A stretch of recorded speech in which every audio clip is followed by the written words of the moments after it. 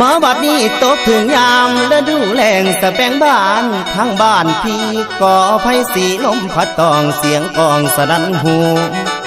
แสนคิดทอดยอดสู่ยามอยู่ห่างน้อไกลกันคุณแล้วสะแบงบ้านลมพัดปิ่นหมุนดอกลมพื้นสุดที่ฟื้นทนได้อุกภายในหัวใจพี่นางเอ้ยนางไงกูละอายนี่หนพรบ่พรบ่ข้านิ่งน้ำนองเจ้าเรื่องเก่านอกข้างหลังคุณแล้วมันยังฝังในใจเสียจ้องจำเด้อจิตอาย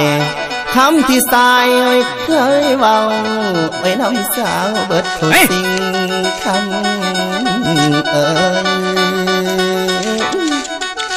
คำให้คำความที่ยิ่งบอกนั้นยังจำอันแม่นบ่มา